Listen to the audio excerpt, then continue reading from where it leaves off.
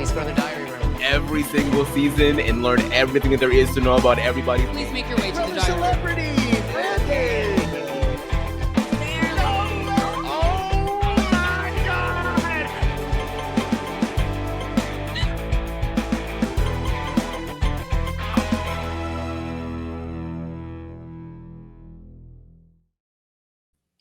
What is up, everybody? Welcome back to the Diary Room, a Big Brother podcast where we are trying to find the best player in North American Big Brother history. Beginning the second part of round one here. So excited to get into it. We had the halfway party over on Patreon last week, which was so much fun, and all the details and everything about that, go check it out over there if you missed it. But we're focused on today and getting into the second part of the round with so much more to come before we even begin to get to round two and beyond. Of course, I am Matt. I'm here first with Aman. Aman, how are you? We're back. Second half of round one. I don't know.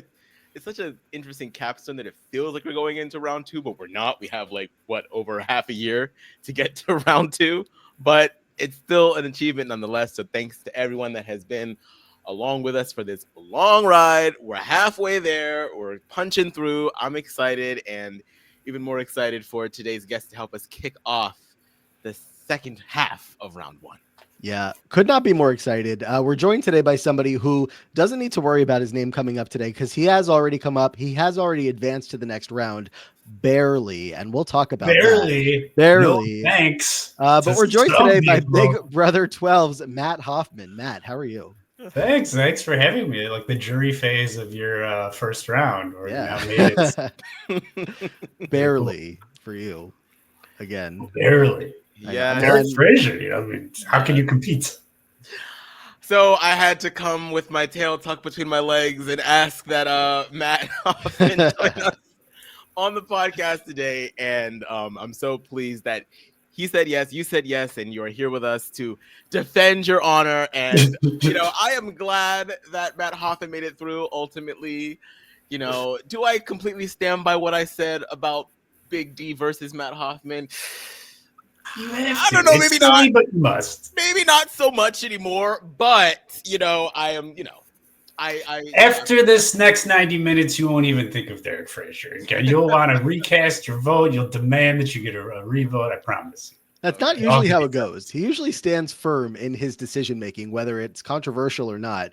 But I guess we're a little, it's a little different here with you staring us down or staring Aman down. Well, no, it's not even that. It's more so because of the fact that, Brittany just did a whole Big Brother 12 deep dive with Peridium and Taryn over on RHAP, and I listened to that entire thing. And it really made, it really reminded me a lot of not only Matt's game, but the brigade as a whole. And I was like, you know what?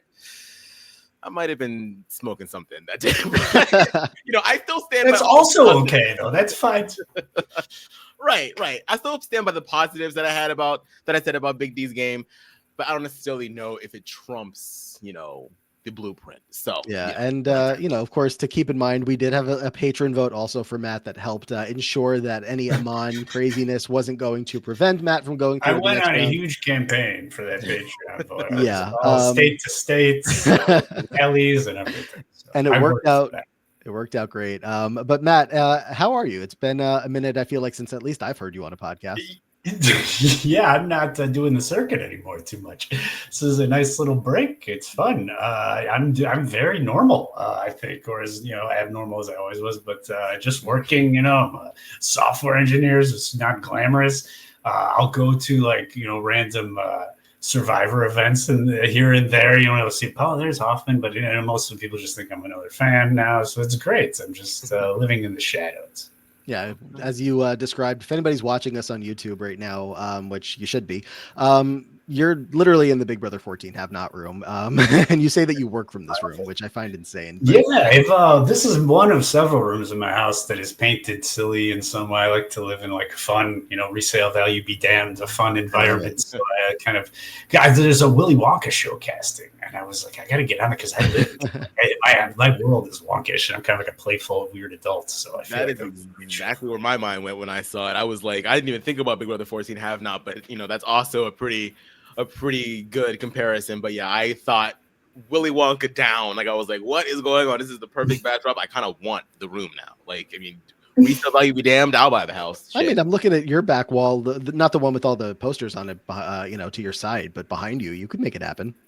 Yeah, you know what? Just a little paint, a little lawsuit What here are and those big keys? What are those big things? there. Right, like this Where it says "Dad." Oh Those yeah, are- dang. though it does not say dad. Every podcast I watch, even like this podcast, Drag Race podcast, I watch them on, and I say, "There's Dad." You can't unsee it now. I never would have thought that, and now it definitely It's says just that. Dad. They are keyblades. They are from a video game franchise called Kingdom Hearts. It's been around for like the past 2 decades or so. They are just the weapon that are in the game, and I'm a big video game nerd, so I have them as Key is a decorative. weapon. Yes, it's a keyblade. It's a sword. Oh, boy. technically. Yes. Insane, Matt. And you painted that room yourself, just like Yeah, Paper. again, like we kind of just do a lot of goofy, weird stuff to these rooms. There's a lot to the rooms of the house. We're still doing more. It's always like yeah. it's just It's a shame fun, you know. It's like logged all of it. I would love to see the process of that. there is on the end of my Instagram. You can see Well, some I'm of the gonna go other look. rooms that are kind of screwy. So definitely do that. That's something it's something you can keep up with Hoffman over at Instagram. There we go. Aman, so we're starting the second half. We have Matt here with us today. Mhm. Where do we even begin? Are we talking? I mean, obviously, we're going to hope for some BB12 to come up today. That would be fun. But Matt, I guess let me turn to you. Mostly a BBUS viewer as the years have gone on, and you've seen US and I've done all the Canada seasons, all the US. Definitely episode only. I've never ever been part of live feeds, viewing or anything. I've kind of like kept up. Probably like I'd say my peak seasons were like 8 to 15, maybe. I think those would be like my real, where I maybe would have been a little deeper in feed activity and stuff like that. But I've definitely seen every episode, every season. I hope I wasn't supposed to have Canada on the wheel today because I think Aman told me just US. I mean, yeah, I said we could add it, but it felt like he was a little bit more familiar with America. I mean, it's not. I mean, like 99% of Big Brother Willem are going to fall into the category of like, oh, I remember seeing that person, and then trying to like figure out how I know them. But I wouldn't say I like really know anyone more than another, other than the people I roomed with. That would be the only ones that really trigger something in me, I feel. All right. Well, we'll see what happens. But well, then, if you have seen some Canada, I am curious to get your takes. You've probably been heard the comparison many times. Did you watch BB Can 7 and see the Pretty Boys live in action? Yeah, well, I liked it because it kind of gave it up to us. I feel like it was very respectful, and they did an awesome job. They're so good. Yes. Yeah, they did. They a dominant alliance, much like the Brigade was, but also some really strong players in there. People can come together on any given season and say, let's try to replicate. 4 people come together, 3 people come together, and bring in our outside pieces, and so on and so forth. But certainly feel like they were the closest we've ever seen anybody successfully. That final 2 was Dougie and Dane too, right? Am I right about that? Yep. That's solid. That's huge. She has a good one. And they had that guy who got Hoffman too. I forget his name, but it was very like Mark. Mark. Yes. Yeah. It was a little bit of different circumstances, but yeah, it's pretty similar. It was interesting how similar it did kind of end up panning out in terms of like archetype within the Brigade or within the Pretty Boys. I always found that very interesting, just like how parallel they were. I will say I feel like the Brigade was a lot more, and I don't know if you can contribute this maybe to Enzo, but it just felt like there was a lot more just like harmony. Let's just keep everything cool. Whereas with the Pretty Boys, as they got closer and closer towards the end, I feel like they were so much more like emotionally charged than I think the Brigade ever was. So it was like very, very like, not that the Brigade wasn't compelling, but it was just very, very like intense. The closer they got to the end, just like watching who's going to cut who's going to do it first, and I just feel like the Brigade was able to kind of. It was also like there's a fun to the newness, not just as a viewer, but even as us doing it. Like you don't know, you have an idea, and then it keeps getting better and better and working more. So it's like fun to be like, holy shit, this is actually like as good as you thought it would be. And whereas the Pretty Boys was like, I just saw this, let's do this. It was like execution style, which was great, and they killed it. But it's just like a different evolution to watch, I feel like. Yeah, for sure.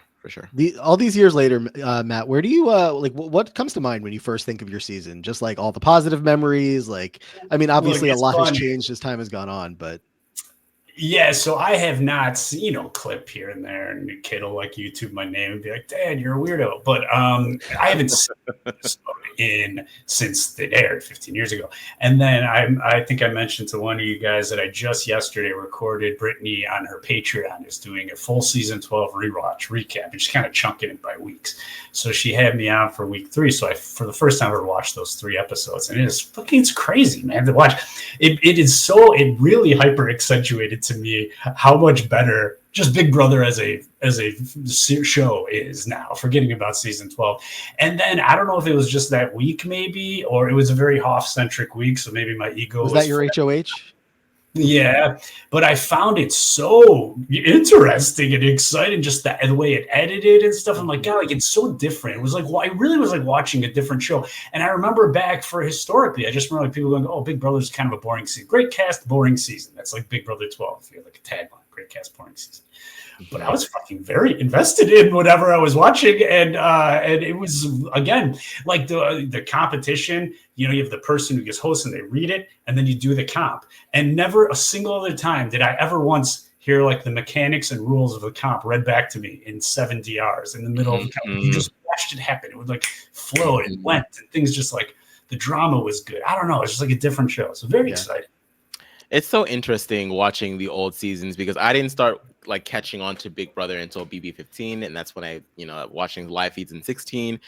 And so to me, it's always interesting when I hear what people thought about seasons back then, like individually, because hearing you say that people thought that Big Brother 12 was boring, I'm like, that's crazy. But then I think back, okay, well, BB11 was kind of wild. It was a very wild, loud blur of a season.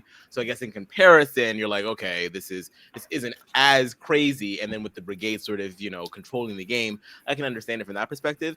But even then, like watching the seasons, like, going back after 15 and watching them bit by bit, I don't know. I just feel like every season sort of like had something like cool to offer to the tapestry of the show, and I really enjoy BB12.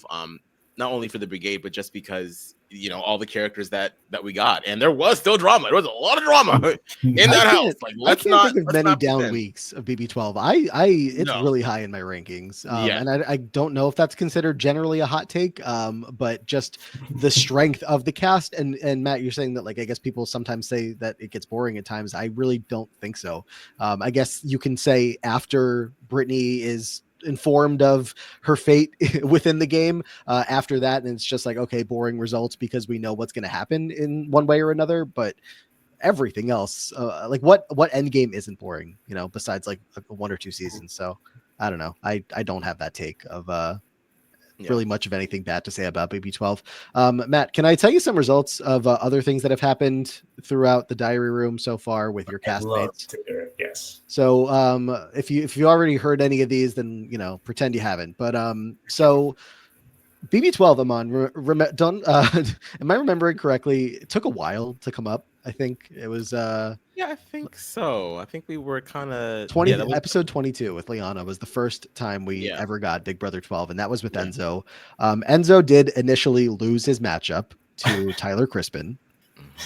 Okay, fair. It was a tough matchup, but he did get voted back in. Is that sarcasm or was that you being genuine? No, it was tough. No, genuine. It was tough. We really didn't. I mean, I think I kind of always knew I was going to lean towards Tyler, but as we were going through Enzo's game, I was like, oh, I don't know. This is like, and the fact that Enzo technically did better his second time around, whereas Tyler did worse. So it was like, there's a lot to consider. So, Enzo's always going to make the final 3. Yeah, I think so too. So, but then Enzo got voted back in. So, all good on that front. So we have that matchup. We did lose 2 people. We've lost Andrew, who lost a matchup to the first boot of Big Brother 5, Mike Lubinsky.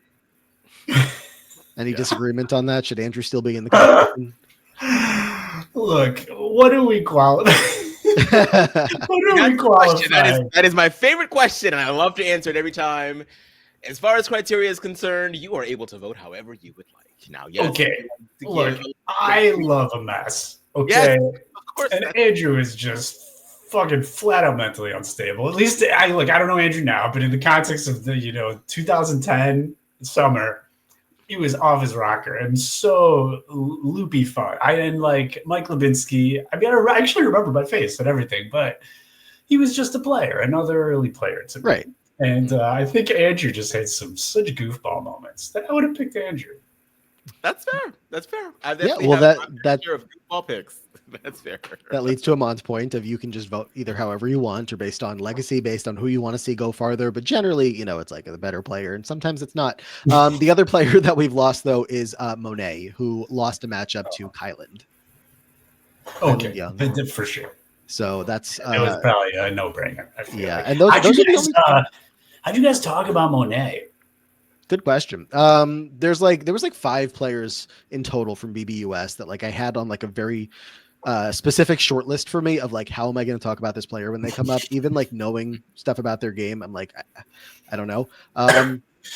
You know, quickly, I guess is the answer. We kind of just, went through each week of her game. We kind of just talked about how, outside of Brittany, there really wasn't much going on with her. Yeah, just 2-3 weeks of complaining. Yeah. She was Brittany's friend.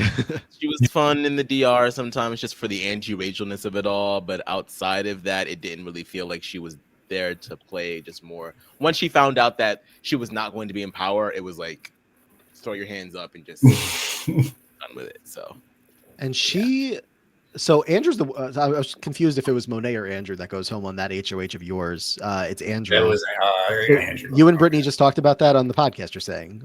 Yeah, that was the week that I covered. Any regrets? That was, I think, my best week in the house strategically. And people think it was stupid. I think it was brilliant, and it was very strange watching. Like I was telling Britt, it like went from anywhere between like I'm back now, I am back in this moment. Like I'm watching this scene, and I'm like, remember even how I feel, or it was the total opposite where I'm watching it like, what the fuck? I don't even almost remember this happening at all, let alone me being a part of it. So it's crazy. It's weird. It's psychologically strange. The whole thing, right, was that Brendan and Rachel, big targets, and anybody's going to take the shot at them, and why would it? Why so I had to be like, oh, this was stupid of me. I'm so stupid. But I mean, it was told everything I did was exactly what I wanted to do. I love it. Definitely need to go check out Brittany's Patreon. All I've heard is good things, and I just keep not making my way over there, but I will. So those are the two that haven't gone through. Of course, as we mentioned, Matt Hoffman, man here himself, has gone through over Derek Frazier, but we already talked about that. And then Saboteur herself, Annie. Oh, you guys got Annie? Annie went through to the next round. Good for her. Who'd she beat? She'll be so happy to she won something. She beat Big Brother 24's Terrence. Yeah. Terrence. Yeah. Mr. Older Mr. black gentleman. Oh, didn't he have some controversy? He was all pervy, like online afterwards. Just weird stuff online. But outside of that, him as a player was just sort of just like, what are we doing? So, right. And maybe Annie could have done better. Good for her. She finally got something. We also had Kristen advance with another good matchup for her. She beat Big Brother 26's Kenny Kelly, man who wanted to leave every day he was in the house. Oh, geez, God, pulling out stuff. Yeah, that's good. I take Kristen over there. She's mega kooky, so that's great. And the final player that has gone through or come up at all from BB12 is Hayden, the winner of your season, who beat Big Brother 17's Clay Honeycutt, but probably would have taken a tough competitor. They're like variants of the same human. I mean, not gameplay wise, just like they could have been like evolved from the same genetic species. I feel just these like golden boy dudes. Yeah. One's just really good, Big Brother, and one's terrible. But I think we talked a lot about how they were very similar, and I wonder just like would they still place the same if Hayden were BB17 and Clay were BB12? Cass had a type too, and she was still casting back then as well. And like that type was a Hayden, was a Clay, was a Russell from BB11. Like there was this type of guy. She always kind of migrates with. And let me get your quick takes here. I'm going to read off the rest of the cast who we haven't mentioned yet, and just I don't know, going through. Do you think that these players will go through or not go through to the next round? All right, ready? We'll start with the earliest evictee, Rachel Riley. Oh, for sure. She's probably going through. She can make her fun. But makes sense. Kathy. Look, I hope for the sake of your viewers, Kathy does not come up tonight because it's not going to be a 90-minute podcast. It'll be like a 9-hour podcast. I will talk about Kathy all night long. I love that. She will not go through, but she should. Okay. Brendan hasn't come up yet. That's a tough one because, like, yeah, I think the fan base is very torn. A lot of people think he's like just are annoyed by him as like a sidekick to Rachel, but then some people kind of see him as like this powerhouse guy. I don't think he'll go through, but I think it'll be close. I don't think he'll go through a ton of rounds, but I think he could definitely pass through at least round one. There's still a lot of bad players on this wheel, but we'll see. Reagan. Another one that's strange. I don't think he's like real like out there, but historically, I like occasionally on Reddit and stuff, you see like Reagan's name pop up. So he's still in there somewhere in people's heads. I think he'll go through at least round one. I think everybody just revisits 12 and remembers like, oh man, this guy is low-key entertaining, especially when you get to the blow-ups and whatnot. Brittany has not come up yet. Yeah, I mean, easy. She's got to go through. She's a lock. It would take her being paired up with a winner, I think, for her not to go through. But unless she gets somehow she gets against Derek F again in like a later round. Boy, nobody can beat him. You said it, not me. And then Lane. Lane has not yet come up. That's the last. God, Lane is honest. I know I live with Brittany. Lane is the funniest person on our season. For sure. Wow. Look at the second she's down there, but Lane, he did not Makes get sense the that they paired up together throughout the season. He's so funny. Push him through. By Van, whoever's listening, whoever listens to this, hear me out. Let Lane go through.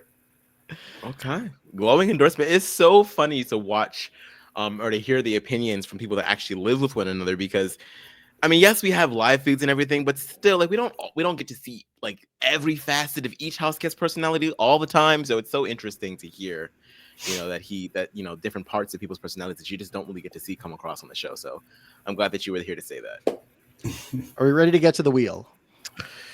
Yes. I'm nervous. Well, ready or not, here she comes. Kill these people. We have a wheel here of a lot of players still yet to be pulled, mostly from the world of Big Brother US. And when I say lots of people, obviously, as we are here in this second half of the first round, it's a lot smaller than it once was. So yes, it is. Still lots of big names to be pulled, lots of legends, lots of. How did you divide first half, second half? Total arbitrary? Oh no, this is just people who haven't gotten pulled yet. It's yeah, so it started with just everyone. Everybody. Everyone from Big Brother US, all seasons, all Canadian seasons, all celebrity seasons, and all of OTT. What numerical episode are we in right now?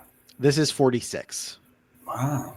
So it's going to be insane. I was thinking about that when we get to like the 90th episode, which is somewhere around the time that the round will end, that whoever gets pulled in the last episode of the round will have gone 89 episodes without ever once coming up on the wheel. The statistics of that are insane. Yeah. Well, we have 6 people who are not going to fall into that category, and the only way to find out who they're going to be are spinning the wheel. And as I spin the wheel, let me do a little plug here. We made a Facebook page. If anybody's looking for us on other social media platforms, if Twitter's not your thing anymore, if you haven't made the switch to Blue Sky, but you still happen to scroll on Facebook, we're over there. So just look for us, the Diary Room Podcast on Facebook. And with that said, spin the wheel and see who's coming up first. Aman's so excited. He's smacking into his microphone. Hoping for some BB12 tonight. Let's see where we go. What's it gonna be? What is it? What is it? So it's not BB12. Winston. We're going to BB20 instead. Matt, I don't remember if this was on the podcast or before the podcast. It might have been before. You mentioned the name Blue Kim. She was like 2 spins away. Jesus. That would have been tough. That's like level tough for me. But we're going to talk about Winston and talk about Big Brother 20, Aman, for the first time in a minute. Yeah. Winston's almost Clay. There's another one, and that same like 23andMe of Big Brother. That they're all sort of the 23andMe of Big Brother is 23andMe of BB is insane. I love that. Remind me that when I'm trying to think of an episode title. But yeah, no, 19 episodes since we've last talked about Big Brother 20. Yes. All right. Winston. As the founder of Level 6, Winston wasted no time trying to surround himself with strong players. While he successfully laid low during the first week, his paranoia became very apparent when he was used as a pawn by Caitlyn against Swaggy C. Though he survived eviction the second week, he and Brett became targets by HOH Scotty because of their strong bond. Seen as a liability, his alliance and their affiliates decided to vote him out over Brett, sending him home in a 6-5 vote. He placed 14th. So, Matt, How did you come up with that so quickly? Where did you find all this information? We have been borrowing from our beloved pal, BB Wikia. And how did you have like the Winston? We didn't know it was going to be Winston. You got this graphic ready to go. How does that happen? I have a folder right next to me that has every player card of the players. I promise you didn't know this ahead of time. This is all info. This is all like on the fly. This is all new 46 to all episodes. This is a well-oiled machine. Amazing. Matt Lagori would in and organize his funeral if he could. Okay. Oh my God. He organized. What do you guys think? Would you guys rate do you ever rate the poses of these people? I think that's important. I think to me that's going to factor into my. It doesn't come up very often, but it hasn't come up. But you know what? I'm gonna start. I'm usually reading the things. I'm not looking at it most of the time, but I'm gonna start doing that. We're getting to the second half of the round. We got to come up with some more fun ways to talk about these people, especially. Like, what's he saying to us right now? I feel it's. You know what he's saying, Matt? He's saying, "Make me your winner pick," and a lot of people listen. A lot of people listen. It's a little like bro party aggressive to me. Like he's making me drink or something. You know, like that's sort of the vibe I'm getting from him in this picture. I will say the shirt matching the shoes. I think he's onto something here. He's clean cut. Yeah, you know, I remember a lot of people being very high on him during the preseason because a lot of his preseason material was, you know, very ahead in the game, but he seemed very sweet, very charming. He didn't come across as broy in any of those videos. But then the Big Brother 20 premiere happens, and then we get to see him getting his key, and we get to see him talking about carrying guns and kissing his firearm and being all like, just being a gun-toting Southern American. And I think that turned a lot of people off around that time. But outside of that, in the game, I mean, I can give him props for starting level 20, or at least level 20, level 20, level 6, level 6, and sort of being the impetus for it. I don't know if I would call him the founder. It kind of does feel like it was like an organic thing that they all sort of like came together and made it happen. Sure, yeah, maybe he started it, but I do think that I think that the paranoia was definitely a good description for like what happened here, because he couldn't control Caitlyn. Caitlyn was not in level 6. Tyler couldn't get a good control on her at that point. She was still kind of like knee deep in what was going on with Falte. Tyler got in there good enough to get Swaggy C to get put up on the block next to him. And he was able to stay because of that. But as soon as Scotty wins HOH, he comes in there like it was like flashbacks to Paulie Calafiore when BB18 coming in there saying, "You better hope I don't win this next HOH. You better hope I go home because I'm coming after you. You just sealed your fate." Just all this like aggression. And Scotty's like, "Okay, all right, well, you know, good game. Hope you win. No hard feelings." And from then on out, it was just like, okay, well, now you've showed your cards. Like now you feel like you're an aggressive person. Like, so why would I want to work with you from here on out? So. Yeah. By the way, if Matt, if this was pre-planned at all, I would have fixed the misspelling of Winston's first name before we got. Oh, Winston, you're right. Winston. Oops, I'll fix that later. But Matt, thoughts on BB20 in general, and we remember any specifics about Winston's role within the early days? Yeah, I mean, Winston, like from my recollection, I'm looking at it again. I'm not going to be the guy that remembers the specific strategic nuances of people and where they were in their alliance, but I remember like feelings I got about people, general character things, and looking at a casting, I'm like, why did they even bring this guy on? And I think that the answer to that is he was supposed to be like probably the good looking Southern boy, kind of Southern gentleman, but like, you know, younger Southern guy. Then they get Brent on there, Brent, whatever, which is the one that his real name is. When Julie messed that up, it messed me up because then I go, one is right, one is wrong. Anyway, whoever that guy is, they bring him in to be probably like more the broy frat guy. Unfortunately, Winston hooks up with him. Now he's like not broy enough to be a broy frat guy, but he's also wavering off of that Southern gentleman thing, still getting a little broy frat. And there wasn't, I feel, a place in the game for him. He was a little reserved. He wasn't enough to be Brett. And he didn't fill the role that I think he was cast for. And I think he like is not well missed for that reason. He just kind of like was somewhere else. That was the vibe I remember getting from him. Anybody happen to remember Winston's brief stint on Love Island US? That's right. It's like it's I can't picture it, even though I know I watched it. I guess I did? must have. I'm pretty sure I watched that season, Ah. and I cannot remember him being there. I don't So think like, he was there long. This isn't the dude that hooked up with the old lady in the house. That was Clay, right? Or was it him? No, that was Clay. It was Clay. Okay. I mean, Shelly is not old by any means, but I knew you were talking about Clay. You know what I mean. oh, I thought we were talking about Older. Love Island. I was like, they put somebody old on Love Island. The Watch Bachelor. We in need to get Paradise, Winston on they're MILF putting Manor. the regular Bachelor people Yeah. with the Golden Bachelor people this summer, if you want to see the possibility of that, or watch MILF Manor. Winston, yeah, again, a lot of people's winner picks going into the season, which a lot of people very quickly regretted, but it's just like him and Rachel, both the victims throughout this early part of the season of level 6 having 2 of their people on the block and deciding to use their extra pieces of Sam and JC to evict the weaker player that Faute obviously wanted to keep in the game, thinking that it would weaken level 6 as an alliance. So they did a very good job at cutting out the weaker players. Like Winston, not that he's like the worst player we've ever seen, but Aman, you pointed out, some of the flaws within his game, very self-inflicted of him making mistakes in conversations with Scotty. And there was things with him and Swaggy early on that Swaggy wasn't a big fan of the way that Winston was talking to him, which was pretty valid at the time for sure. So yeah, definitely. Another thing that stands out to me as I look at this, crazy to me, fucking crazy. Days played 30 days, evicted 14th place. Like season 12, I think had only 12 people. So if you're there 30 days, like you're already, deep. It's so nuts. You're like, how long was your season? You're still only 14th place. Do you remember how many days your season was? Wasn't it like 70 something? Yeah, probably the high Probably. 70s. I feel like. Which is obviously just, we like, eventually barely switched jury to 99. So got to add some more people in there. 75 days in BB12. Yeah. Yeah, that's crazy. That's like that's almost half of BB12. Only 2 people have gone home. That's crazy.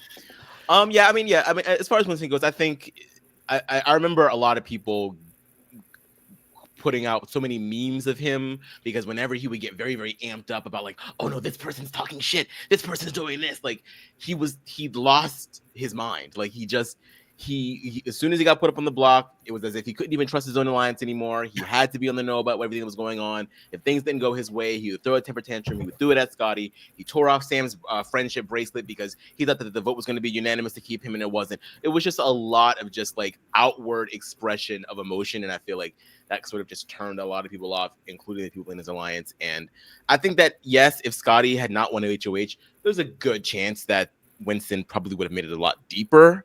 But I still feel like as far as level 6 is concerned, he would have been the first to go no matter what. So I would be remiss to not acknowledge our generally queer heavy audience in pointing out that Winston is very attractive.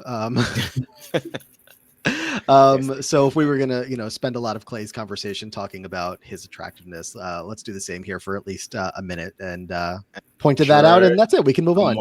Just unlocked. You've just given somebody a license to throw all of their votes on him. And feel free. But I don't know. Anything else on Winston before we find him an opponent? Not for me. Nothing. No. I'm sure there was also non-queer people that were interested in Winston at the time. I don't know. I just know some of our patrons. But anyway. Maybe people who were just, dabbling. Maybe. Let's get back to the wheel and find an opponent for Big Brother 20's Winston Hines. Or if you looked at the graphic, Wint Sun. Again, I'll fix that later. Who's going to be up next? Okay, that was nice. Little BB20 memory lane. It's been a minute. Glad to have them back. Looks like we're going to be going. No, keep going. It was so close to BB9, and we haven't had BB9 in a while. But instead, we're going to go to BB26. All right. So, Matt, I hope you were paying attention last summer as we talk about Leah Peters. As a blonde, right? Yes. That was a blonde girl. Okay. Yes. That's a way to describe her. Gotcha. Wheel neighbor here would have been Jen from BB9. That would have been fun. Oh, yeah, that would have been a very nice matchup, and that would have been interesting. Winston versus Winston Jen? wins that matchup. Does he? I don't know. Do you remember Jen from BB9? Are we thinking of the same person? Oh wait, I'm thinking of a different person. Sorry, the one who runs around the house telling everybody her boyfriend is a racist. I was thinking about BB-8. My bad. All right. Leah, having few connections during the initial weeks, Leah played an under-the-radar game that kept her out of the majority alliances, which would relegate her to the bottom in the first few votes. She won her first competition with a POV, and in an attempt to have a better positioning in the house, she opted to use it to save outsider Angela, but backfired when her close ally Joseph became the replacement nominee and was later evicted in a last-minute vote flip, leaving her with Quinn as her primary ally, who was taken out the following week. After Quinn's eviction, she vowed to play a more strategically active game after winning both the HOH and Janky POV during week 9. She used the HOH to target T-Core instead of Chelsea. This proved fatal as Chelsea was able to convince Mackenzie to target her the following week. And there we have Matt, it. did you enjoy BB26? I think I did. As much as I enjoy Modern BB is tough for me in general. I'm like so addicted. I'm never going to stop watching it, but it's a total hate watch. I feel a lot of the times at this point. Her specific, I remember preseason, I was really rooting for her because someone had sent out a collection of her historical tweets, and they were all very funny to me. And I was like, "Oh, this chick's funny." She seemed almost Britney-ish to me in that time. And I wonder if that's why they were hoping we're getting like Britney Part 2 now. And she definitely was funny. I feel like even in your little assessment there, Mom, before you started into it, what I remembered of her was not specifically but that she had several opportunities to probably coast her game a lot further, and like all these things she could have done, and she just repeatedly did not do the right thing. I kind of just remember thinking that about her, where it was like all there for her, and then she was such a mysterious player to me. I feel like, you're watching a lot of the early game, especially, and it's like Leah and MJ both not being touched by the rest of the house, not being targeted, even though they're kind of out on their own. And eventually MJ is going to get picked up by Chelsea, which is great for her in the long run to at least have people to work with, even if she's going to hand the game over to Chelsea by the end of it. But Leah was not exactly pulled in by anybody. She just existed in this like very middle space where she was like loosely associated with so many different people, but like never locked in. And especially the tension between her and Chelsea is what makes it so hard for her to move forward. Eventually she is so focused on that trio, of course, which made sense at the time. It's a trio, 3 people. You're going into the final 7 or 8 or whatever it was at that point. It makes sense to split them up when you don't fully trust all of them. So she takes out T-Core, right? And Janky week. And I don't know, a lot of people had a lot of things to say about that, thinking that Leah might have made a move against Chelsea. But when she opted to go for the trio move instead, Aman, I don't know. I don't remember hating it. I remember thinking that Chelsea is obviously the strongest player. I think we were all on that page, but there was a trio in the game. But there was also a trio with MJ included with Chelsea and Cam. So it was a tough spot for her. Yeah, that's the thing. It's like, I remember a lot of people getting like the support for Leah really ramped up during her HOH, not only because she was HOH, but because she had also said, hey, sorry, ignore that phone. I can't reach it to turn it off. That was a fire alarm. I was like, uh-oh. No. She had also made the observation that Chelsea is probably the most dangerous person in this game, and that there were like a bunch of people that had yet to be nominated. So we're like, okay, so she's really locking in now. It seems like she's actually trying to make something happen with her HOH. And yes, I get it. It was a very tough position to be in. You recognize Chelsea as the power and the threat that she is, but you also don't want to be stuck in here with the trio. I still kind of go back and forth as to whether or not which one was probably the better way to go. I do think that, yeah, leaving a trio in the game, especially when you don't do enough to really create headway yourself, like, yeah, that's probably dangerous. It's a very dangerous position for you to be in. At least with Chelsea being there, you can potentially have something happen, but it's then you have the results oriented side of it where it's like, well, Chelsea just got your ass up out of there the next week. So it's like, it's really a catch-22. I think that it ultimately comes down to what you had already mentioned, in that she was just kind of floating around the whole time, which is not bad, but you got to be able to like hitch on to something somewhere.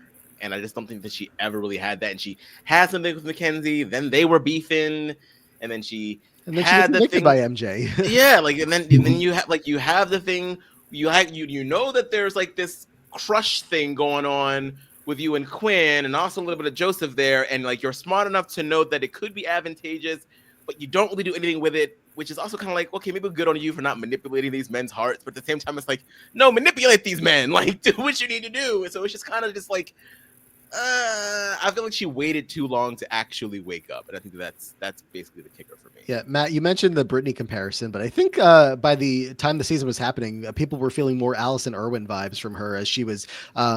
She had eyes on Tucker at one point. She had eyes on Cam. She's like, a young single woman in a house with a bunch of attractive guys, and then also with the love triangle. This is one thing I wasn't into with her, and I'm glad you bring this up because I remember this. This is coming, mind you, from a psychological standpoint of someone who's been a bit of an odd goofball looking dude his whole life. I'm a little weird man, right?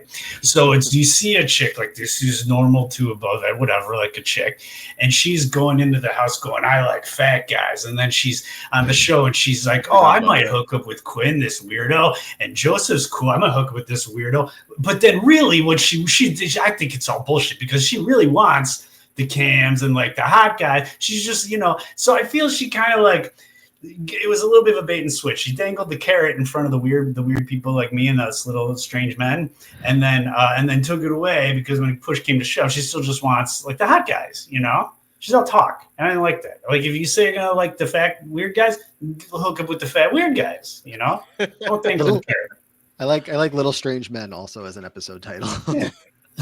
No, I mean, I think that's yeah. I think that's interesting because I did. Oh my god. Okay, I'm going. Keep talking. I'm going to turn this phone off. Sorry. All right, you do that. Dial them in. Let them join us if they have something to say. I'm sure they're gonna have great Big Brother opinions. Is it Quinn? Is Quinn? Imagine. Did you ultimately do you ever ship anybody on the show? Were you looking forward to the idea of a Leah and Quinn legitimate showmance if it was gonna? Actually, it sounds like I hate showmances, but that would have been funny. For sure. Or even her and Joseph, like a total mismatch. I liked the Corey in America showmatch for a similar reason. It was like so weird. But like when you get two attractive people hooking up, it's like, fuck, who cares? That happens all the time. It's not interesting. Yeah, and I don't know if we know exactly what happened in the jury house. Not that we need to, but it did seem like the showman's, stepped up a level where we're getting segments of Leah being like, I actually do think Quinn is pretty cute. I think she was bored a lot of the time, and that's fine too. Like, they're young, it's summertime, their hormones are flying, do what you gonna do, it's fine. But I sort of tend to agree with Matt a little bit in that sometimes I felt like, I think that this is a way of her keeping her options open for game, and I stand that. Do what you need to do. Like, it is a game at the end of the day, and people have different strategies. Things work for people, and some things don't work for other people, and it is what it is. I think that another detriment to her game, though, is I think that she kind of just talked a lot, and everybody knew that she talked a lot because she would talk to you about somebody else a lot. So it's like, if you're talking to me about this person that you're supposed to be close with, how do I know you're not talking about me to the other person?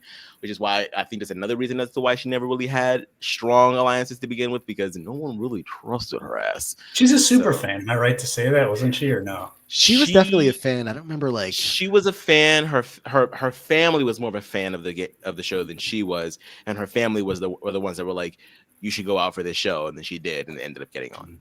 Yeah, and Matt, I'm glad you also mentioned the tweets, because the tweets for, of course, the season before, we have Mimi's tweets circuiting, and then we have Leah's this season of just like, there's a tweet for everything. It's just insane how that was all readily available to pull up during the season. Anyway, we do have a matchup here, Winston versus Leah. Matt, you feel like you have a idea in mind of which way you want to vote here to send one of these through to the next round? Yeah, and am I supposed to say that, or you just want to know if I have an idea? Yeah, if you're ready to vote, feel free. Yeah, I think I am going to lean towards Winston, and the reason being, I think Leah got as far. I know she made it further, but I think I wanted to play this like, whoever these two people are, if I drop them in any season, who's going to do better? Not within their own season. And in that case, I think Winston probably like had the right idea. I think he has a sort of je ne sais quoi that will get him further than Leah would if you plopped her in her seats. I think she'd still be kind of her head spinning a little bit, just like bouncing around, not really knowing exactly what's up. That's my take. I am going to take the opposite vote here, and I'm gonna send my vote towards Leah. And I kind of felt that from the beginning of when I saw Leah's name pop up. Just Winston's resume is not the most impressive. He, kind of puts his foot in his mouth way more often than I think Leah ever really would. Not to say that Leah played a perfect game by any means. There's plenty of instances of her fumbling things with MJ in particular, with the trio that, she was so uncomfortable with being in the game because of, I think, in part to some of her not great relationships with them. That was partially on her end and partially on their end. The thing with Chelsea was just not great for her the entire way through. But I do think a lot of what she did throughout the season was intentional and, again, not perfect, but still better than Winston being 6 out of 6 in one of the most dominant alliances in Big Brother history. So I'm going to have to vote for Leah and send it to Aman to break the tie. I'm conflicted because I feel like recency bias is really making me want to go towards Leah. But when I'm really thinking about the game, I'm like, did Winston do what he needed to do, upon entering the Big Brother house? I would say so, yes. I think he sort of had the misfortune of the wrong people winning HOH. 2 HOHs in a row, someone outside of level 6 won. And then level 6 decided to start winning competition after competition after his ass already went. So I'm like, if had those people not won, how far would he have gone? I think he goes pretty far. I don't think he wins. I think he probably still, like I said, ends up 6 out of 6 of level 6. I mean, if I could interject for a second, I don't know if that's true, just because he was getting loud in people's faces, kind of controversial with Swaggy, with Scotty. It's like Leah wasn't doing that. Leah wasn't, going out of her way. Yeah, but that was after he was already like on the block. And Winston, you're going to go on the block in Big Brother. Leah wasn't instrumental in anything, even though Winston's blew up and it didn't work. Like he at least, that's why I say you put him in another season, he's still going to play again. He's going to play. He's going to try something, And I don't know. I just think he didn't have the temper for the game. Which is like, not that he had a big crazy temper, right, but it just wasn't the right attitude to like get people on your side. I mean, even when Caitlyn puts him up in week 2, I'm like, you couldn't even get Caitlyn on your side. Leah had friends. People liked her just fine. I don't know. I mean, technically they were still in his side. They still voted Swaggy out. Like his alliance came through for him in that vote. Like he was on the right side of that vote, being on the block. His alliance voted him out the following week against another alliance member. Well, they had no choice.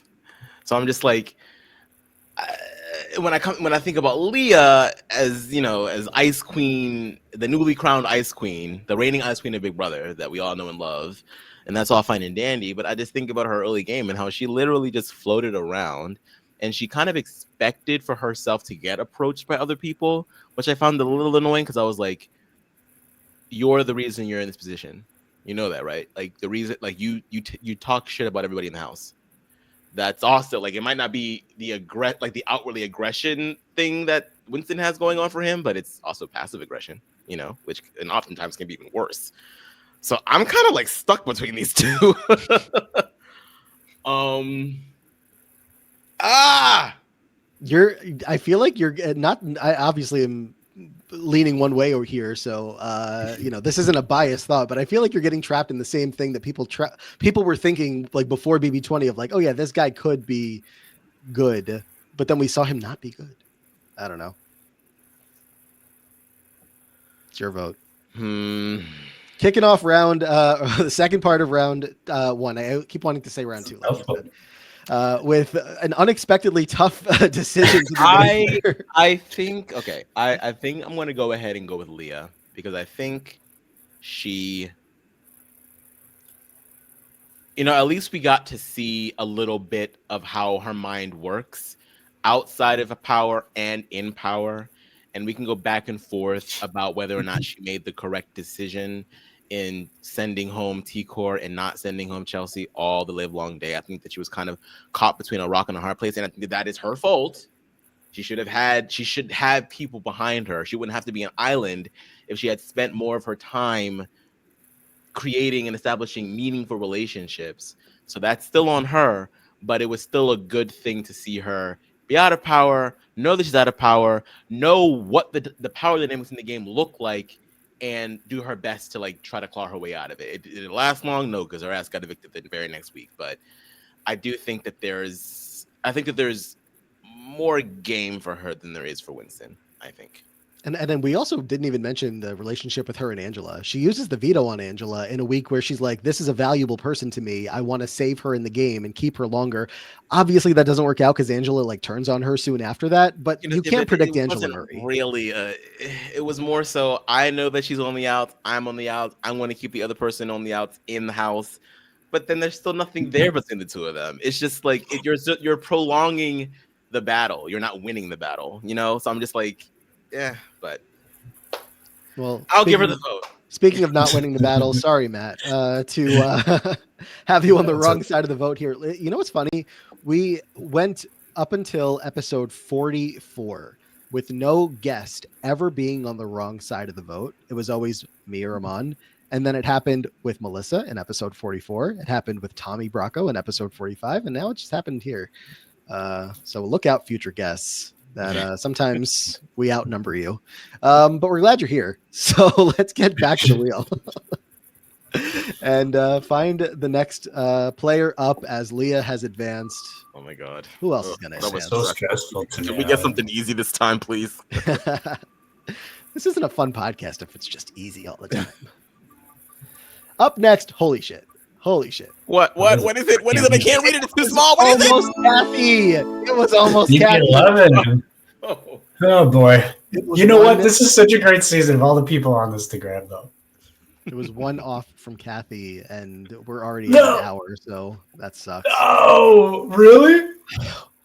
If I close this, I don't know if you can see it. You probably can't, but I mean, if you zoom in a lot, like the wheel is literally now on Kathy because she's the next closest. Oh man, that would have been amazing. But yeah, no. Instead, we have. I would not have let you guys vote against it. We have Big Brother 11's Laura Crosby, one of those two. Not Cosby. That's something else. True. Not Cosby. Aman, what do we have on Big Brother 11's Laura? Crosby? Laura began the game initially as a part of the Majority Alliance. However, after being blindsided at Braden's eviction, Laura became a large target due to her affiliation with Braden and her argument with HOH Ronnie. This led to Ronnie targeting her for eviction, and by the end of the week, Laura was sat against her last remaining clique member, Jordan. Ultimately, Laura was viewed as a bigger threat than Jordan and was evicted by a vote of 8-1, placing 12th. Matt, you were hyped to talk some BB11? Not that, I mean, I was, this was not what I was thinking because where not my mind goes when I think Big Brother 11, Laura Crosby. A fun fact, I guess, about Laura Crosby, if we have to talk about her in some capacity. She was the first Big Brother alumni that I ever met when I left the CBS lot that night after finale. I got driven to a hotel somewhere and I opened the door. And there's Laura Crosby, and she's like, "Oh, hi!" And I thought it was like another CBS person to walk me to the hotel. That's so funny. Even though Laura Crosby should have been very fresh in my head, it was like season. I loved season 11, but completely unrecognizable. And that was the first alumni I ever met. It's Laura Crosby. Remember the conversation at all?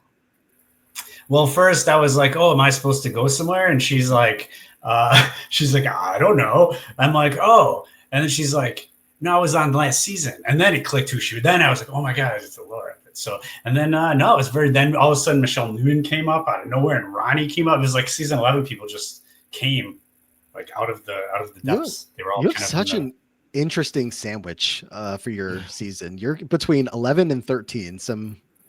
One of my favorites and least favorites. It's a big sandwich. Yeah. Do I know which one's which? Is 13 your least favorite? 13 is so terrible. Oh my god, it's so terrible. 11 so great. Everyone off their meds and just craziness. Yeah, that's one way to put it. Mm-hmm. You didn't feel the same about 13, but fair. Big Brother 11, Aman. Laura did not last very long, 19 days, as we see on the graphic here. But when I think of early boots in Big Brother that just I don't know, didn't do anything too wrong, just ended up on the wrong side of the numbers. She's pretty high up there on that list of, wasn't really her fault, was it? Was it? I don't remember. Not really. I mean, I think the theme of this season also was very damning. I think for a lot of the house guests, like all these cliques, the popular girls, the brainiacs, the offbeats, the athletes. I think the popular clique just seemed to sort of just deflate immediately. And I think, you know, when you get into that like tribalistic viewpoint, it's very easy to just go after what is conventionally the one that's supposed to be in power. And I think the moment that Brayden goes, it's just like sort of like a domino effect. I do remember, because I didn't watch feeds for 11, but I do remember watching 11 and thinking, okay, well, this is, you know, she's supposed to be the pretty one, but not really offer anything else to the game. But she actually, you know, she knew what was going on. I think that she could see through a lot of Ronnie's bullshit early on as well. I just think that she got sort of like dealt a bad hand. And, you know, being vocal about it, and, you know, sitting next to Jordan is never going to be good for anybody, because Jordan is just so unassuming, so sweet, non-threatening. Like, it's, you know, if I'm in the house and it's Jordan versus Laura, I'm voting Laura's ass out too. So I just who is in her clique? Jeff and who else? Probably Jordan, Laura, and was it Brayden, or was Brayden athletes? Yeah. Oh my god, I can't remember. Quiz time. But I mean, she was on that side of the house, even if it wasn't the exact clique. Obviously, those were the people that she was all working with. Yeah. Big Brother 11. How quick can we get to the cliques? It was, I don't know, it's not even showing up here. It's not showing up for me either. How does the Wikipedia page just not have it ready to go? Oh, Probably wait, the I'm on the wrong season. That's why the Wikia would. But I don't know. Matt, do you have any other strong memories or takes? No, about you know, Laura? this was the original season I was cast on initially, was season 11, and I'm I so didn't know glad that that. did not happen. I'm yeah, sorry. I Well, had to I'm not back out sorry, right before I was about to leave, back out before I was about to come in to do the key thing, and then I called for the next season. So yes, she would have been an old roommate of mine. I don't know how I probably would not have involved her in my plans. I feel like in any capacity. She was, we didn't get a lot of her, so what I'm about to say could be a bit off, but she was just a little too normal for that season. She didn't fit, I feel like. Ironically, she was probably the popular crow. She was probably the offbeat relative to the season. So she's in the popular group with just Brayden and Jordan. And then the athlete clique was Jeff, Jesse, Natalie, and Russell. But obviously, like, the sides of the house that had formed did not completely mold to like specifically who was in which group. So you have Jeff from the athletes that's working with the populars after Brayden's gone. Of course, Jeff and Jordan together there. Michelle from the Brains had been with them. And I think in particular for Laura, it was the fact that I think, did you say this, Aman, that Jesse was the HOH that week? Or who? Yes. Jesse had a lot of influence, of course, and No, I think Ronnie was the HOH. Ronnie was the HOH. Yes. But Jesse, I think, was doing the heavy pushing to get Laura out. I feel like he obviously had a lot of influence, and I don't know whether he just didn't connect with her or just saw her as a piece within the game that was never going to be needed on his side or helpful on his side. You got to have an opposite side to pick players out that aren't in your alliance. And he had his sights set on her, so she was set to go. But it was very funny in that scene with her and Ronnie, where Ronnie is like, "Oh, so if we save you this week, can we work together next week?" But he said it in like a very like threatening type of way of like, yeah. And if you go back and tell everybody else what I just said, then like this isn't going to work and we're not going to save you. Yeah. You just like have her get caught up in Ronnie's web of like, what the fuck do I do? Like, I have no idea what to make of this man that's saying he's going to theoretically keep me safe. Yeah, just not. And I think that's what led her to sort of like be a lot more vocal about like how she thought the game was going. And I think, you know, for somebody like Jeff, when everyone was because everyone was still kind of team Ronnie at this point, like, because Ronnie had one HOH, you know, make the Brainiac feel popular type deal going on. Let's cajole Ronnie till the cows come home. And I think that Jeff sort of realized that she was not going to be someone that was going to be easily controlled. And I guess he'd already sort of like had a little bit of thing going with Jordan at that point too. So it's just like, it just felt like, you know, she was someone that was just exposable. So not, you know, just Matt, that's how the cookie crumbled for her. How would you have done on BB11? I don't know. I almost feel I might even have been a little bit of like, it was just it was so much more chaos than strategy to me. And I feel when I was getting into Big Brother at that time and like entering the house, I was in like a mindset of like, okay, Big Brother's a numbers game. We have this mathematical way, like it was very formulaic and strategy, and not like I wanted to be front and center for the chaos when it happened, but I was not expecting like 11 to me would have just been so fun, but too much. I don't think like the way I played would not have worked as well as the way I played worked in 12. Because I'm trying to think who you would have swapped out for, like Kevin or Ronnie, I guess, is like the smarter person. No, it was either Shima or Lydia is what I was told. That you were in their spots, or you would have been. Yeah. I don't know how that makes sense, but which would have imbalanced the male-female ratio, if I remember Right. correctly. I'm thinking that was strange in some way. Well, isn't it already unbalanced? Because isn't it an odd number of house guests? But I think it really weighed men. I have to go and look at the casting. And I remember being like, that seems weird that I would have replaced a female because I think I like set it way over. I think you end up in a good spot just from like where I'm sitting of it is chaos, but I think you would have been able to control it rather well. But I also don't think that's worth the risk of like, if you could go back and pick which season to compete on, the situation you had in front of you on 12, I think was a lot better than exactly. On Yes. 11. Yeah. So, all right, let's find Laura an opponent. This is either going to be a slam dunk for whoever comes up next, or Laura's going to go through over somebody else who's just really, really bad. Only one way to find out. Who shall it be? Oh my God. Who were we talking about earlier? Monet. I feel like Laura's comparable to Monet of like, Very much, yeah. what do we do here? This is fun. Back to the BB16 well for the first time in a minute. We're going to talk about Jaca. Are you kidding me? What's the matter, man? Whatever. Let's do this. All right, Jaca.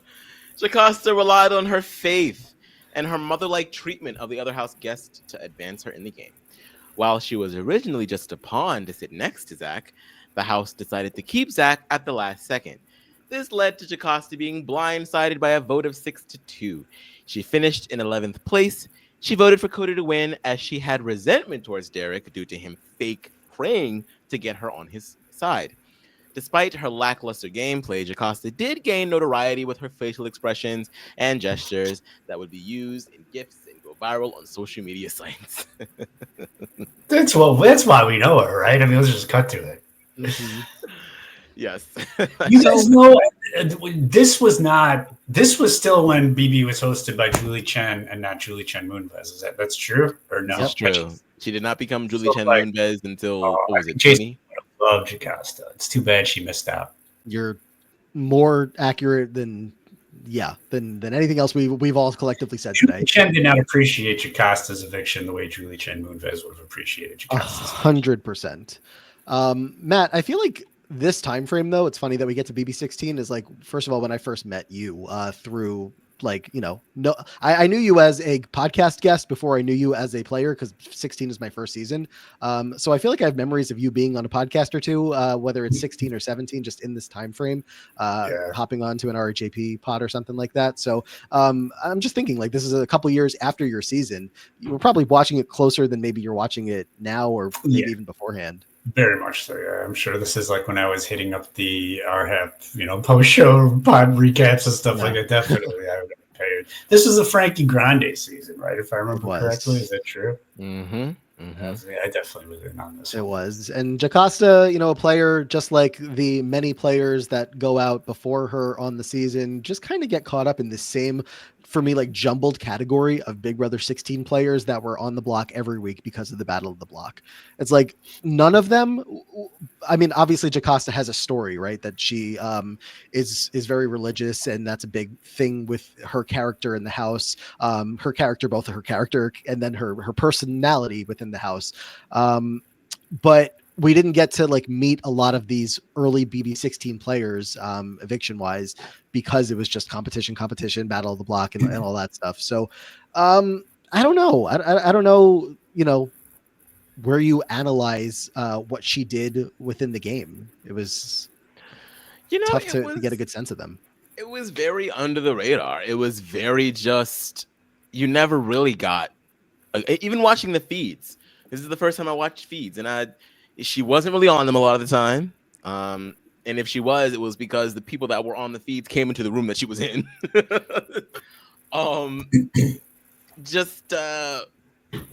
I remember being so shocked when, I forget what the situation was. She was sick one of those weeks where she was on the block. Yeah. And Donnie decided to do something. Was it like go on the block in her place? He won. I think they were both on the block together. On her or something like that. They were both on the block together, and I think he did the Battle of the Block competition by himself. And then he came back in, told her that he had won, and it was like this insane moment of she couldn't believe it. So much emotion, and I'm like, or was it the girl? Like, I think I can't remember. I think it was the Battle of the Block, because why would it have been tied for her? Mm-hmm. I mean, it was the veto. I don't remember. Donnie did something kind for the girl, okay? And she was just crying, all of this emotion in the bed, and I'm like, where is this person? I don't feel like you really care about being here. It was so strange. It was the veto. Sorry to jump back, but it was week 3. She's on the block against Caleb. Donnie wins the veto because Jaca hadn't been able to compete. She was sick. And then Caleb, that's the opportunity for Devin Shepard to get backdoored because Jaca came down. Yeah. It's I mean, I watched the conversations that she would have, and they were always very nice and congenial and motherly. And I do think that a lot of people were drawn to talking to her. I feel like whenever people needed an escape from the craziness of the BB16 house, she was often someone that people would confide in. And I know that Devin felt a good bond with her. Donnie obviously felt everyone felt good about her. I just think that this under the radar game that she was playing was just a little too under the radar. It was almost to the point of not doing anything. And then when she's this close to losing or this close to winning something, that's when all this emotion comes up. And it was always so interesting to me. Even when she gets evicted, she comes back for the battle back competition. Nicole beats her. She kisses Nicole on the lips, saying, I want you to win, baby. I want you to win. I'm like, who are you? What is going on? It was just a very kissed on the mouth. She was just very shy. God bless her. She was just an enigma to me. I can't get a read on her to this day. Was Jaca Nicole Franzel's first on the mouth kiss of Big Brother? That was intense. I think she had already made out with Hayden at that point. Did she already kiss Hayden at that point? Because she had made out with Hayden and Jury, yeah. Okay. No, she made out with him in the house, or in the bed before Hayden was evicted. Because I remember that would have been a very funny stat. Yeah. It was definitely her second on the mouth kiss for sure. That was so funny. But I don't know. There's not a lot else about Jaca. I think that was her superpower. Her motherly role, just praying with people that wanted to pray with her. Which in the Big Brother house, and if that is something that is a part of your spirituality and whatnot, and you're looking for that in the house, plenty of people were, or at least enough people were, then that's much appreciated, and that's part of the social game that not everybody can offer in a Big Brother house. So, yeah, I don't know. Matt, I feel like you were expecting us to get winners and runners up and you never know. It's great. It's the fun of this, right? Because now we're gonna have to discuss. Jaca and Nicole kissing is crazy. It is crazy, right? Do you have? I forgot about that to you guys. It's nuts. You guys pull out these things just out of you just remember. But now, as soon as you said it, I'm like, yeah, wow, it's nuts. This is. I don't know. Can I send it to you to put up? I don't know. Yeah, let's put that out. Yeah. I don't even know how to send it to you though. You found it right quick. You guys are amazing. I'll send it to you over Twitter, Matt. All right, I'll see if I can make that happen. Now we're gonna have to have a discussion of who is the better player between Laura Crosby, from Big Brother 11 versus Jaca from Big Brother 16. And again, that's the fun in this project here. Aman, again. What?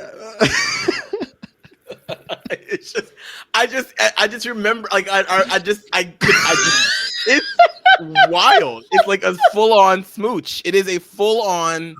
I want to see it. I Like want to see. I hadn't seen it in a long time, and I'm hold just together to shocked share that it. it happened. Hold on. Yeah, you got to see it now. You gotta make this happen. Okay. Like it is like soap Whoa. opera, like long lost lovers. Like I don't even think I've ever seen her even kiss Corey or Hayden or even Victor like that. That's crazy. Clothes, like very real passionate.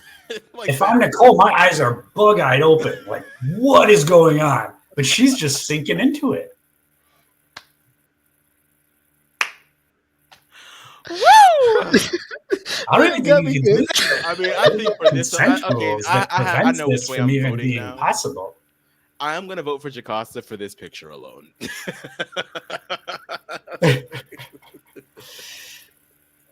For giving us this crazy moment in Big Brother time. I need to stop sharing. This is the most I've cried in a podcast ever. It's wild. I'm surprised about that. Really wild. I need to put my face It's back crazy. together. She That got was- $1 million on those lips. Jaca tastes that million. I wasn't expecting that.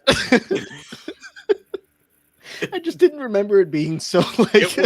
It was a moment, and they slowed it down and everything too. Like it was a smooth. So yeah, Jaca so she gets my vote. puppy-faced. All right, we need to vote, and I need to use this tab. Matt, help me. Help I us. don't know. Like, What are you gonna do here? I think about the television programs that Jesus probably watches. And mid-season Big Brother is not there, like maybe early season. So if you're after season 6 or so and you're predicating your game on praying for competition wins and stuff, I don't think that's a viable strategy anymore because no way Jesus is into modern Big Brother. So I feel like right off the bat, Jaca entered the game with not the right mindset. And for that reason, I'm going Laura Crosby. Don't let Julie hear you, because Fair enough. she does not agree. Aman, how about you? I'm serious. I'm giving Jaca my vote for that alone. Matt said Jaca, right? I'm still like really. No, Matt said Laura. I said Jaca. So it's up to you now. The tiebreaker. You guys got to go against me again. I hate to break it to you, Matt, but even if I didn't vote for Jaca, she's still going to go through here because Jaca has a patron vote, and patron votes win in a tie. But I was going to vote for Jaca anyway. So not only did Matt you lose a 2-1 vote, but now you lost a 3-1 vote. Somebody, if there was tongue, I would have voted for Jaca. But it was very, it just wasn't. It was close, but not enough for me. Somebody use her Patreon vote on Jaca. Why is this so surprising? I When we talk about the idea of a patron vote, the point is to, well, I guess you can use it however you want. I'm not shaming them. I'm just. Is it possible Jaca is a Patreon and it was her? It's the only explanation I have here. It's possible. It's actually from Jaca. I often forget to shout out the patron that cast the vote, but I will do so here as I remember. Riley, who we talked about Clay before. Riley had a vote on Clay last time, and that didn't work out. But this time it's going to work out for Riley as Jaca is going through in a 3-1 vote. I don't know. Like Laura probably, again, could have beaten plenty of people on this wheel just because, again, she didn't do anything actively terrible. But Jaca went further. I think her social relationships were pretty good across the whole house, let alone Laura just having connections with one side of the house. And Jaca was up against one of the most powerful players of all time in Derek. If we all voted Laura, the Patreon, it doesn't matter. If Jaca wins, it's like a golden buzzer. It's like no. It's just in the event only a tie. tiebreaker. Yeah. How would we tie? We never tie though, right? It would have been a 2-2 vote if I voted for Laura with you. But because the patron vote breaks, because if you and I voted for Laura, Aman voted for Jaca, and we have a patron vote for Jaca. Oh, I see. I got okay. Then it's sort of like they have two votes essentially. Yeah, I see. Okay. Yeah. So Jaca is going to go through, and we have to get Matt to be on the right side of one of these votes. So let's. We need to be. I'm having fun. If there was tongue, you would have voted for her. Is crazy. That is insane. Would have. I would have. But also, a take that I would hope to get out of Matt Hoffman. That's why You're who you are, and we love it. Let's spin the wheel for the second to last time in this Here we episode. go. It's done quite interesting things to us so far today. Why did she smooch her? Don't set me off again. We're gonna go to BB19. Does that sound fun? Wow. Oh man. Elena. This whole season is another. This is like, wow. This season is so. Every time I think about it, I just get like, it's crazy. It's so heavy. Like I just, oh man. We got a lot of smoochers today. Elena smooching. Yes, that was another one for sure. Did you guys ever? Did you ever deal with the issue I dealt with? If I started to laugh like that in like high school in class, I could not stop, and I would get kicked out of the room. Oh yeah. 10 out of 10 I would get in times. trouble all the time. The teacher thought that I was laughing at her. I was like, really? No, Yeah. I'm not laughing at you. I'm laughing at somebody else's reaction to what you're saying. Yeah. I'm not it was, and then they would get mad at me, and maybe even more. I would just get laughing in your Right, face, and then and now I couldn't control it. It Yeah. was not a matter of like lack of maturity that I still don't have to this day. I just like I would think about it and it would set me off again, and I would have to leave the classroom. And I'd be standing in the hallway. People are like walking past me as I'm just like giggling to myself, and I can't stop. I'd have to like go for a walk. Yeah. Who just came up on the wheel? I have no idea. Elena. Elena. All right. What do we have on Elena? Elena, best known for her showmance with Mark. She was nominated by HOH Josh in week 6. Elena, who was nominated against Raven and cursed nominee Jaca, was originally Josh's target, but stayed with no votes against her after Josh was insulted by Jaca.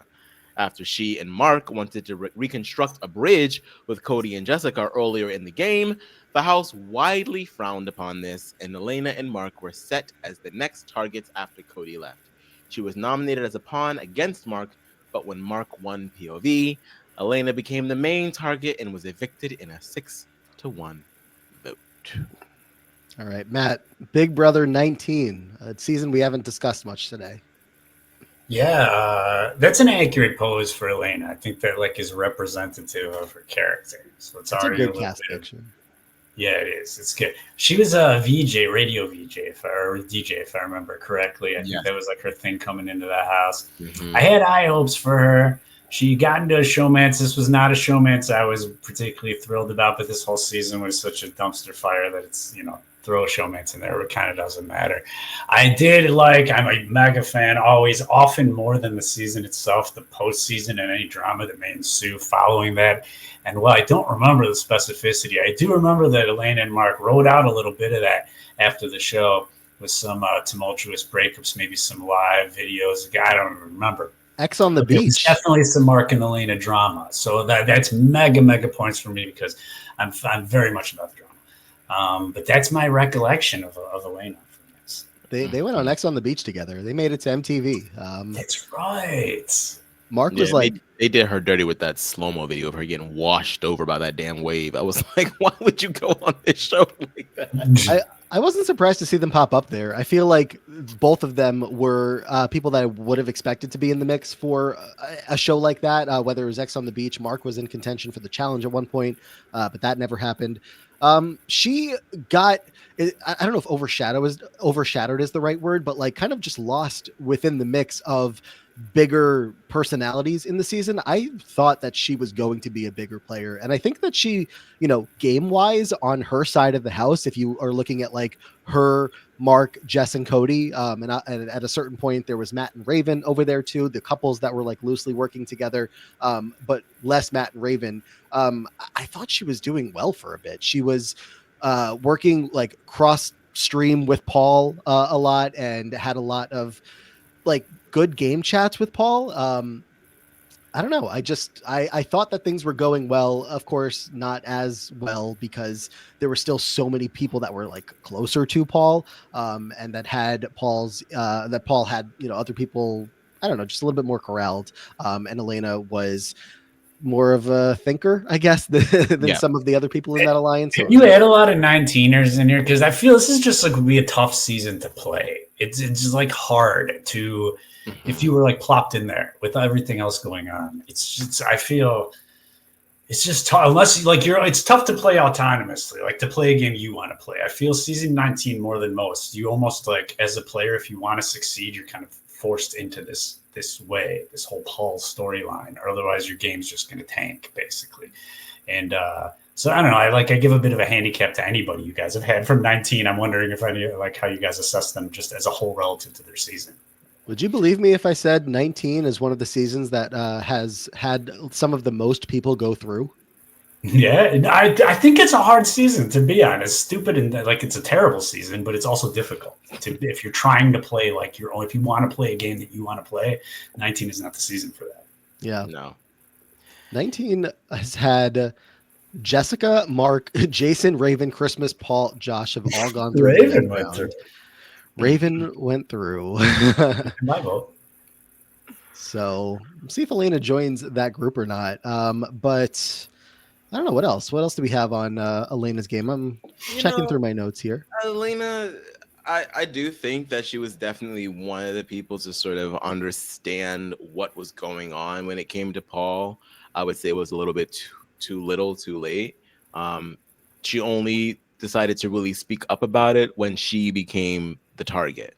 But when you saw what was going, because her and Mark, you could see her and Mark weren't entirely down with the ostracization of Cody and Jess in relation to Paul. They would still try to have conversations with them. They would still try to, make them feel included in the house. And, you could see that Jess and Elena were still sort of close. The same thing with Mark and Cody. Like they wanted to remain civil. And I think that, when whatever Paul wants, Paul gets. And the minute that Jess and Cody are gone, it's like, well, who's the next best option? Who are my most loyal people? Who are the least loyal people? Oh, yeah, I saw you talking to Jessica, so you got to go. And that's when all of a sudden she tries to push back and say, but even then, I remember being so frustrated with her because there was so much more tea she could have spilled about the inner workings of Paul's game and what was going on. But she was still so warped in the mind of being like, I need to stay in this cult. But I'm also on the defensive. I don't want to say too much because in the event that these people do eventually let me back in the fold, I don't want to be seen. Like it's sort of like an abusive relationship. It's like you know that you're being gaslit, but you still crave that person's attention and that person's validation, even though you know it's toxic and it's probably best to just burn it all down, but you don't want to because you're so deep in it. And that's literally all of the duos. It's Mark and Elena that go. It's Matt So Raven that goes. It's Whistlenut and Alex. It's the same. Matt So Raven? Yeah. Is that what they were called? Did I miss that? That's what I called them, yes. And it's just I like it. instant repeat. So I like that she was the first person to tune up, but you should have did that a little while ago. You should have been trying to usurp as opposed to just following, the trail. But as Matt just said, that was a hard 19. I probably would have been canceled my damn self if I was on 19 and it would have been for saying anything racist. I would have just been fed up. I would have went for the jugular with these people because they were so. You would have been in pots and pans with your favorite player of all time, Josh? Yep, probably because that specific season just turned people into monsters. It really did. Somewhere out there, I don't know if Elena's Twitter is still active. There was a tweet from her that said in all caps, "Hi, Matt Lagori." Because at one point, so I think she was like just hearing things from fans or reviewing like podcasts and stuff after the season. And I think like people were telling her, oh, everybody that podcast about the season hated you and hated your game. And someone tweeted back at her and was like, Matt Lagori liked you or stood up for you or something. And she quote tweeted that and was like, hi, Matt Lagori. And I was like, what the hell is going on here? I wasn't like tagged. It was just like on my timeline one day, a tweet from Elena. Are you looking for it? I am looking for it, but I can't find it. I feel like she can't still be on Twitter, right? No, yeah, she was getting exposed left and right. She had a few, unsavory tweets that came out after she got out of the house and everything, and it was a whole thing. She was, yeah.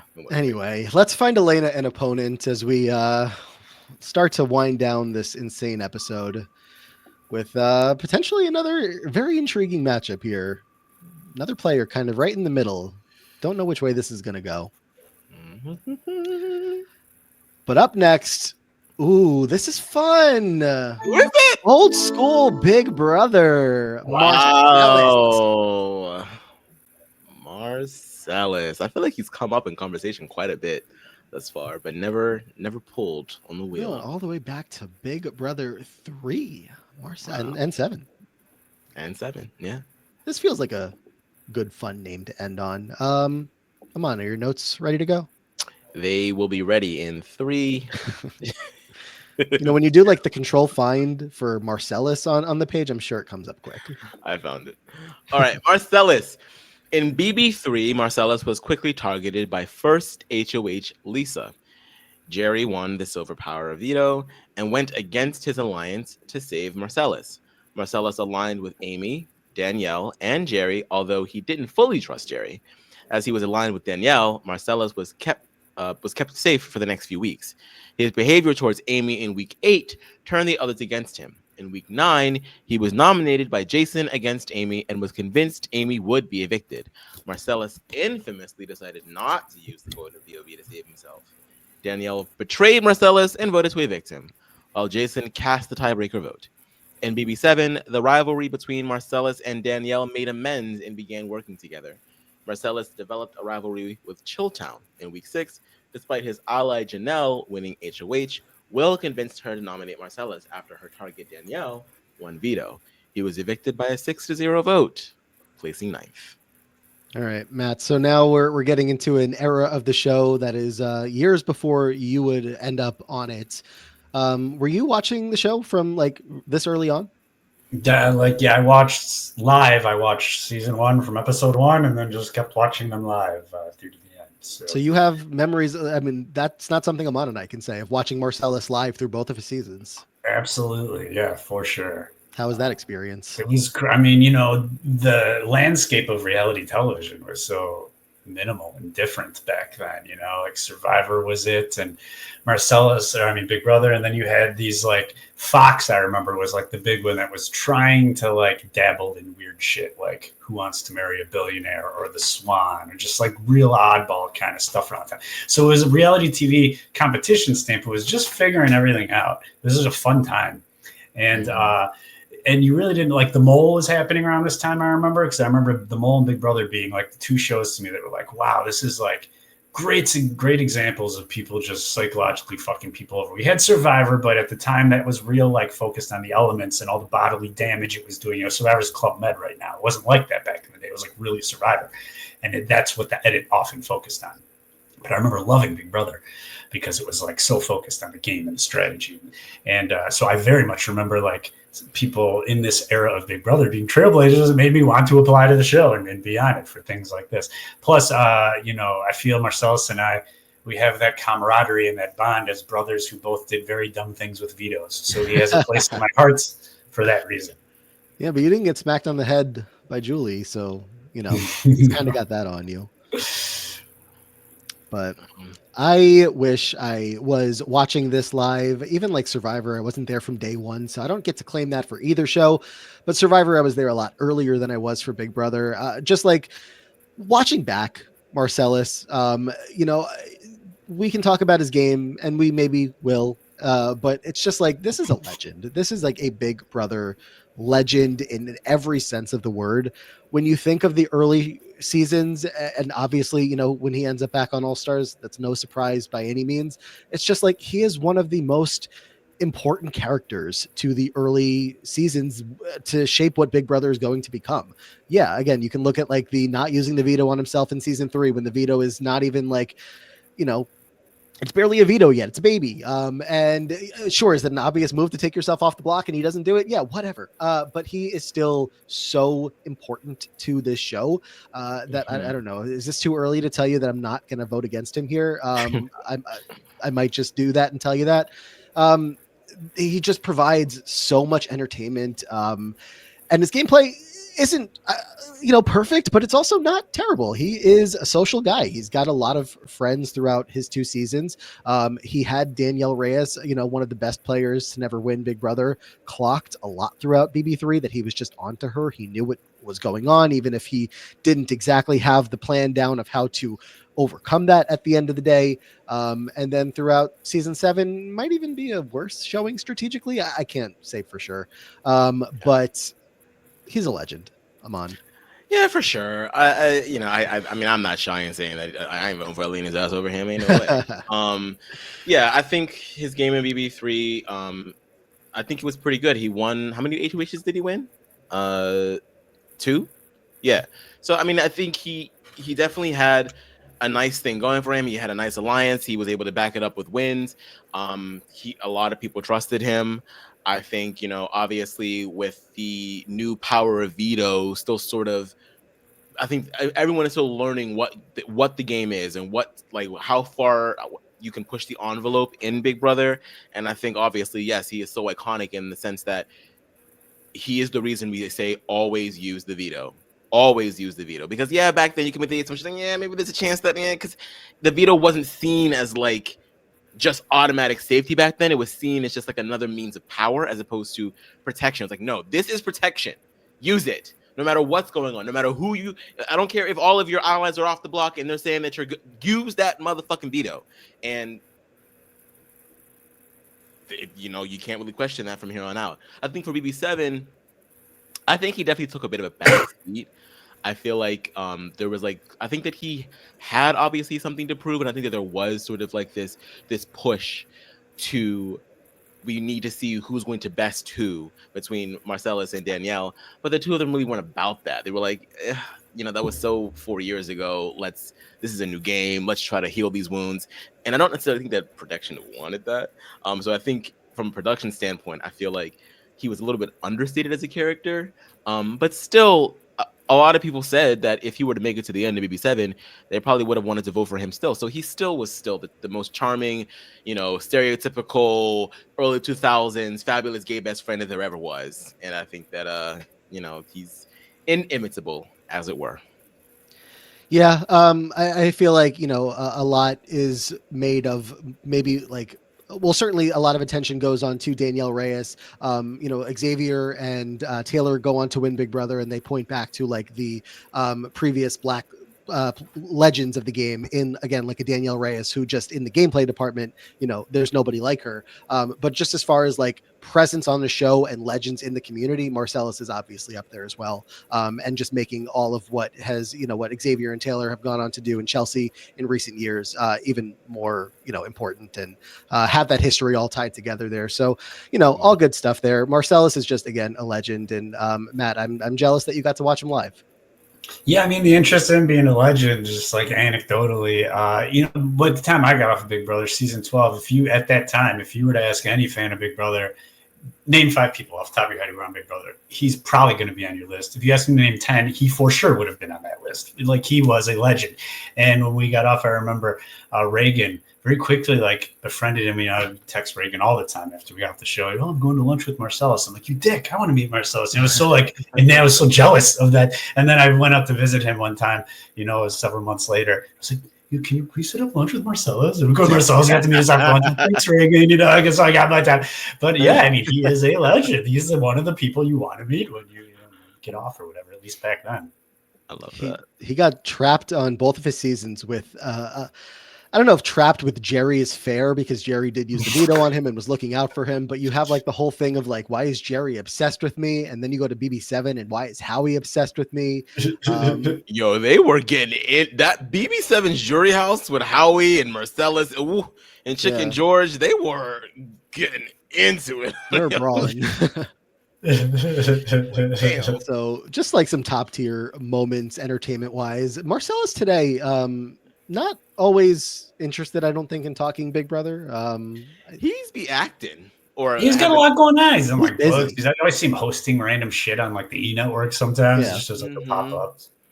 I saw him on the first season of How to Get Away with Murder. He was in one of the court scenes, and actually I was like, what's he doing there? I was like, oh, okay. Did that billionaire chick from season 1 come up on your wheel yet? The billionaire. Season 1 is not on the wheel. Oh, yeah, just blacklisted from season 1. That's Is that Yeah. Jamie? Is that her name? yes. I couldn't even tell you. I have yet to finish Big Brother season 1. I've tried so many times. I can only get to like. I mean, at season this 2 point, or if episode you put time towards that instead of like I don't know anything else, 2. yeah, I'm gonna do it eventually because the first winner of Big Brother shares a birthday with me, so I feel like I have to. But and he shares a not hometown exactly, but a home birthplace area, Long Island, with me. So that's the tie-in. The diary room is all put together by Eddie McGee. Anyway, so we'll gush over Marcelas more in the next time he comes up, but I think we got it covered for today, and he's going to come up again because I do think we already had 2 votes hinted at. Matt, are you going to be on the wrong side of the vote again, or? I think I'm with you guys this time. All right. yay. Marcellus brings all of us together and gets Matt back on the right side of things. So I don't know, any parting thoughts for Elena? She'll come up again in Patreon discussions as we do our next losers bracket. We'll see if she's the worst player of I don't this think next she'll be. batch. I don't think she'll be the worst. So that's at least good. That's least- something. Yeah, that's something. I also don't know that she's going to get a ton of battle back votes, but Probably not. we'll discuss and go from there. Let's recap what we did today. We just sent Marcellus through in a unanimous vote to the next round, leaving behind Big Brother 19's Elena. We also sent through Jaca. Don't look at me, guys. Don't look at Matt Hoffman. He voted for Laura Crosby from Big Brother 11 to go through, but she did not. In a 3-1 vote, we sent Jaca through. We also sent through just barely Leah Peters from Big Brother 26. Really tough to get a decision out of him on there, but he came to it. We sent Leah through over Big Brother 20's Winston, who Matt tried to make a case for. It unfortunately didn't happen. And that's what we did today, Matt. Despite being on the outside of 2 different votes, do we feel like we accomplished something? It was fun. It was a good run of 6. We got at least one legend that came up, Jaca, so that was good. Exactly. At least, get to talk about one icon. It was very fun. Thank you. I'm so glad you guys have me. It's so crazy. Thanks. I'm so glad you agreed, even though Aman did what he did to you. I feel we're friends again. Yeah, Yay. glad to hear it because that was insane. It was Aman's made a lot of insane decisions. decisions. Now. We can look back and laugh at what a silly decision that was. Well, let me track down the Patreon because then we take all the discussion to Patreon and we talk about Derek Fraser over there instead. And I think he doubled down on his thought process there, but he's come around. Hey. I still stand by all the things that I said about his game. I do think that I don't have to get back into it. But better than Matt Hoffman, that's probably not. No. Thank you. All right. Well, if you guys want to find Matt Hoffman talking Big Brother 12, Matt just talked to Brittany Haynes over on Brittany's Patreon. So again, I need to go check that out myself. But Matt, where else can people find you online if they want to keep up with you? Yeah, sure. Any Big Brother talk will happen on Twitter at MHMoonvez. And if you're into arts and you want to see more of this house, you can check out gremlin_FX on Instagram. And then, of course, get a little bit of Hoff right to your inbox on Cameo. I'm cheap and amazing. Ooh, So check out BB12 Matt on Cameo. definitely, it's Cameo is like a good gift. Like I've purchased a Cameo. Aman's gotten me a Cameo. I think I might have gotten him one back. I can't remember. It depends. Some of these BB alum are just insultingly shitty at Cameo. Just so bad. I feel horrible for people that dish out some of the money they dish out for these people. Matt Hoff. This is a mega bang for your buck. So yeah, get yourself a brigade Cameo, okay? That's hey, I'm here for it. Yeah, well, you got to be more specific because I know Enzo's on there too. Well, get yourself a Matt Hoffman Cameo. You get like 4 Matt Hoffman cameos for the cost of an Enzo. So, Are Lane or Hayden on there, or is it just you two? No. There's no way Hayden or Lane. I haven't seen Lane and I don't know that they can work Cameo. It's confusing. Well, Matt, so great to have you here. Really appreciate you helping us kick off the second part of the round and just having you here in general. Yes.